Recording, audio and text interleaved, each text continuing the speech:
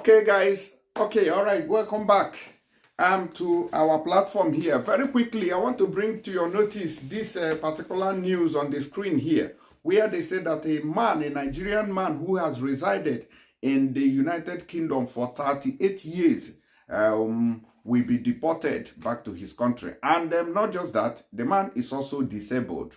So I'm wondering why the UK would want to deport somebody who has lived in their country. Will I say legally, yeah, for 38 years. What could be his offense? Did he commit any crime?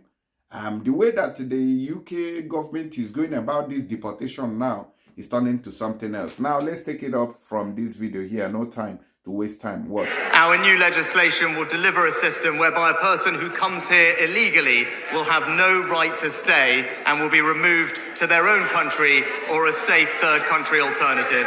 That is the system that the British people want to see. That's the system that we will deliver, and I look forward to hearing whether the party opposite will support it. All right. Let's take it up from there. You see that?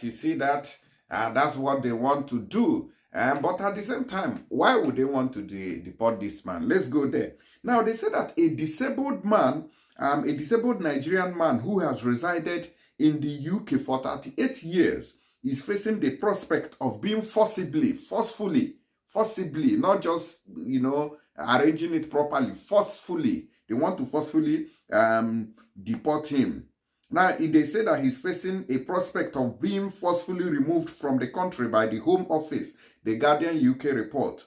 Anthony Olubunmi George, now 61 years old, arrived in the UK at the age of 24 back in 1986 from Nigeria. Now, they say that since then, he has remained in the UK and, according to the Guardian, has a clean record with no criminal convictions. They say the man is not troublesome. He doesn't disturb anybody. He goes about his businesses properly. No wahala. His records are very clean. Excuse me. But in 2019, he experienced 2 strokes that had a significant impact on his ability to speak and move.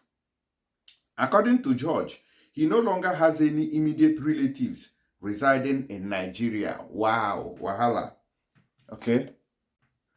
Now, somebody who has been in UK, all his family members has been taken abroad. So nobody wants to stay in Nigeria. So, will I say this is a negative impact in overdevelopment? I don't know whether you guys understand the English I'm trying to create there. This overdevelopment, everybody, or the whole family has been taken abroad. So nobody is back home. And so, maybe that's kind of closing the lineage in Africa. You are closing your lineage in Africa. Because, your children, I'm not sure whether they will return to Nigeria. I'm not sure whether maybe this man, if he has had his children, all his family members, maybe the mother, the father, the brother, uncle, majority of the people who are very close to him, he has processed their document and they are all living in the UK now. So how will he have something back home? All right.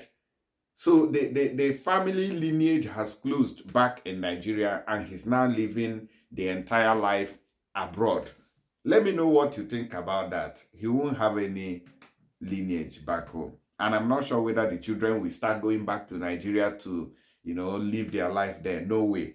According to George, he no longer has any immediate relatives residing in Nigeria.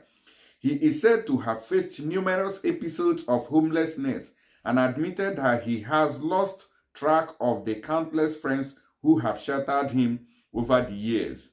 George said, "I don't know how many different sofas I've slept on. Too many to count. I don't have my life living the way I'm living now. My health problems since I had my stroke are my biggest worry. All I'm asking for is some kindness from the Home Office." I don't even understand. Does that mean that he did not marry in UK? You were just living your life and doing faji?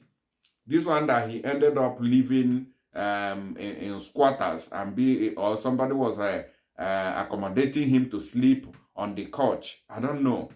Then George has submitted multiple applications for leave to remain in the UK, all of which have been denied by the Home Office, with the most recent rejection occurring on May 7th, 2024.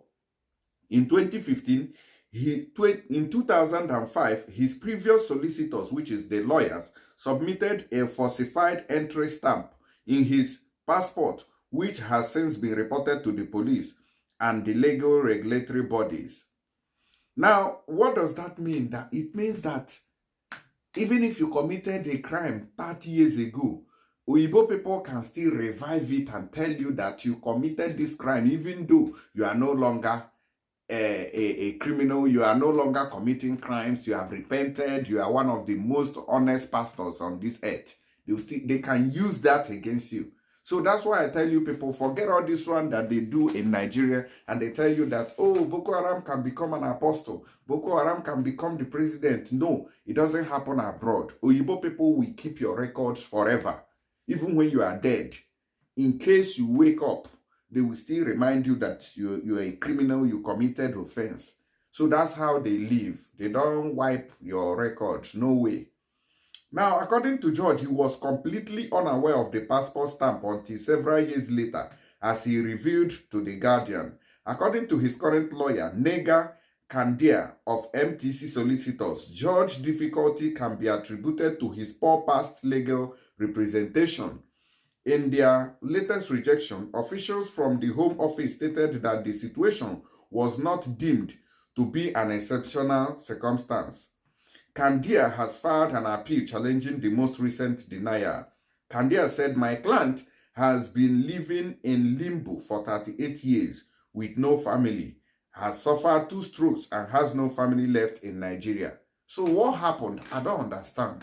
You don't have family in UK and you also don't have family in Nigeria. Oga, she's in Obaba Pota. That's a very serious issue here. They said that his situation is not just because of Home Office policies, but also because of poor representation by previous solicitors who failed to uphold professional integrity and ethical standards. A spokesperson for the Home Office told The Guardian that applications have to be considered on their merit in accordance with the immigration rules, with the responsibility on applicants to demonstrate they meet these rules. The Guardian also covered the story of Nelson Shadi, a 74-year-old news agent from Merseyside. Shadi has been living in the UK since 1977 and was recently denied indefinite leave to remain by the Home Office despite having spent the majority of his adult life in the country. So that is why if you are living abroad, you also need to think home. Remember that you came from somewhere. So this man, you just lived your life there. You didn't think about your home country. You were not investing anything back home. You were not traveling back to your country. You did not marry, even in Nigeria, to raise children in Nigeria while you were living in the UK. Because assuming he had a family, a wife and children back home, he would be happy to go back home and meet them with the investment that he has laid back home over the years and live a fulfilled life instead of sleeping from one couch to another. Think about it. When you are living abroad, also remember that you came from somewhere, that you and these people are not of the same color, and one day they may ask you to leave, no matter how good you are to them abroad. Let me know your opinion in the comment section. I'll see you guys on the next update. Thank you and God bless. Bye-bye. Share this video.